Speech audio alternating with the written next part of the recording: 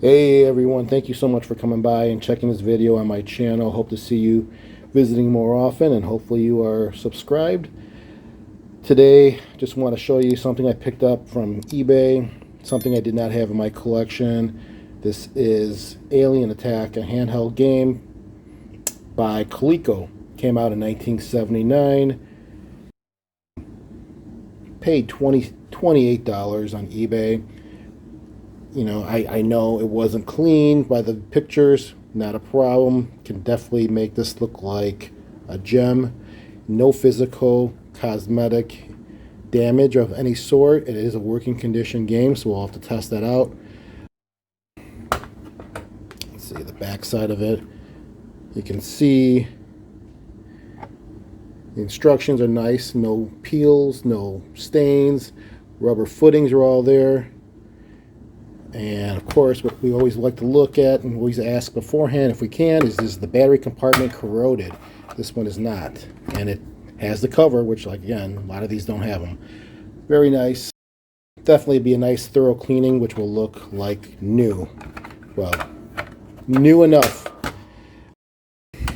All the screws are there as well. It's another thing to look at when you buy these games, because could give you a good indication as far as what problems might be lurking because they had been opened before, and maybe who knows what previous owners might have done. I've experienced that with my computer side of things.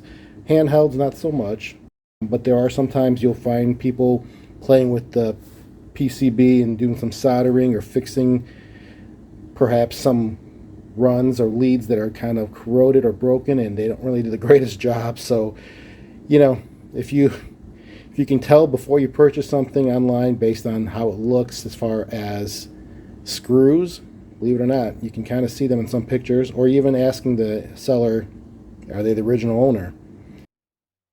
And of course, seeing if it actually works. But I like to get things that are just original. If I need to have some fixing to be completed on it, I don't mind doing it. This also has a unique feature, which I have a few games like this, which is the display.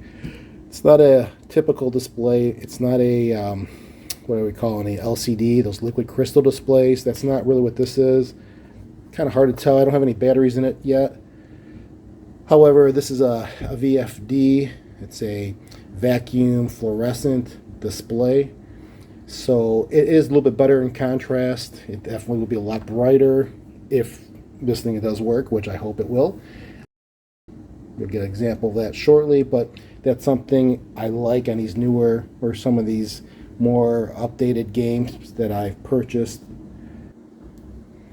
All right, well, looks like someone opened up this can of worms, but no, you know what? Was well worth it. Let's see what's on the inside of this game. Pretty simple, just well, maybe 9 screws. Yeah, 5 on the interior, 4 on the exterior casing to get this all opened up. A couple of them holding the PCB in place. Overall, this is really clean. Well, it's very clean now that I cleaned it up, but it was clean after I opened it. The resistors and capacitors are fine. I don't see anything leaking, nothing expanding. The PCB trace looks good as well. Nothing is wrong. Just wanted to get a glimpse of the inside to see how this thing works, seeing the chipset put in place, and of course that great display. Also, you know, sometimes with some of these games that I purchase, I notice that there is a lot of dust that gets on the inside because they've been sitting for decades, maybe in an attic or who knows where, and it's hard to get the dust off or the smudges or whatever it may be on the inside. And the only way is to actually open it up, which, you know, like this has got a little bit of a protective coating or plastic sheathing, I guess you could call it, underneath here that just holds it in place. And if you get water in here, you'll see smudges. So I actually am happy I took this apart to get it really cleaned. Same with the buttons, you know, you can't get all that grime out of there unless you take it out completely. You could try, but Anyways, it's also good to see what you're looking at, because if you do have potential problems in the future, or maybe you have some little issues with the maneuverability of the joystick or the controller or the buttons, you at least can see if there's any wear and tear. And I guess the most importantly as well is when you open these things up, you really want to make sure no one else has opened up before you. It's not a bad thing, but if someone had opened up, you want to make sure they did something that makes sense. A lot of them are in its original state, but those that I have encountered, which had some work done by previous owners, kind of makes you wonder and perplexed. It's a little bit of a puzzle, surprising. Some make sense, some don't. And a lot of that stuff is with the Atari 8-bit systems, which obviously a lot of modifications can be made. On these handheld games, you often don't see that unless they try to do perhaps something with jumping across on the board because it's been corroded or the trace is broken. I've seen sometimes resoldering because obviously like this is very tight. Well, this one isn't too tight, but if you pull this, you can lose the speaker connection and maybe even the battery connection, so power would be an issue and people would resolder it, but you could tell this was not soldered outside of the manufacturer. So it's good that no one else has touched this, and hopefully no one else will have to, because I think this is in great shape. But I just want to give you a glimpse of what it looks like and why sometimes it's worth opening your handhelds just to get a good idea of what you're looking at, and maybe getting a better understanding and appreciation of the game itself. Now to put this back together, and let's hope it works.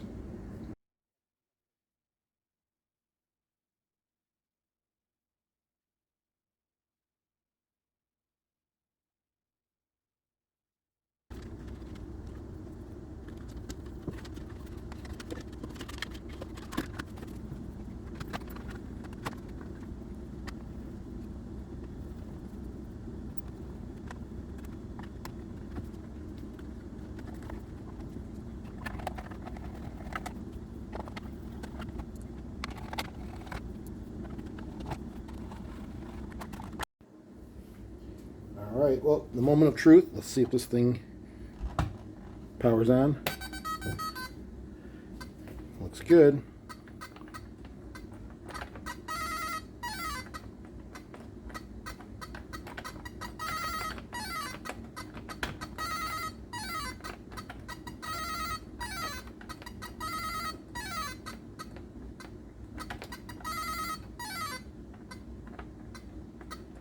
Next level.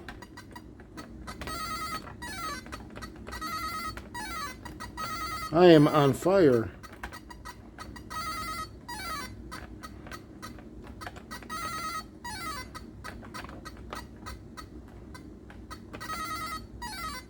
Alright, well, I guess I can go on and on with this game. It's pretty cool. It's kind of challenging because you got to maneuver two buttons at the same time, or two controls at the same time. Whether it's you're moving and firing or moving and just moving with the stick. So there's a lot of understanding fire's top, movements on the bottom, and also trying to maneuver away from your aliens that are chasing after you. Skill 1 is what I was playing on. Obviously skill 2 is probably a little bit faster and more aggressive. We'll give that a quick run through here. Let's see. Oh yeah, I can already hear him coming at me. I'm not even moving. I'm going to sit in one spot and just fire away.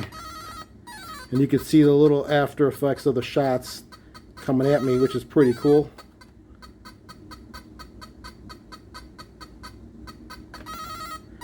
I guess it's kind of like cheating if you just sit in one spot and not maneuver anywhere, but alright, well, you can see it. It's a pretty cool game, challenging, turned out great.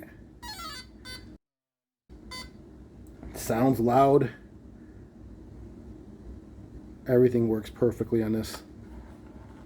Everything's intact. This thing is ready to be put on the shelf for display. Well, thank you very much for your time in watching this, and I hope this will inspire you to go and get yourself a handheld game and open it up and see what's inside.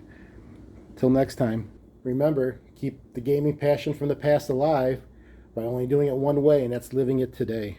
Take care, everyone.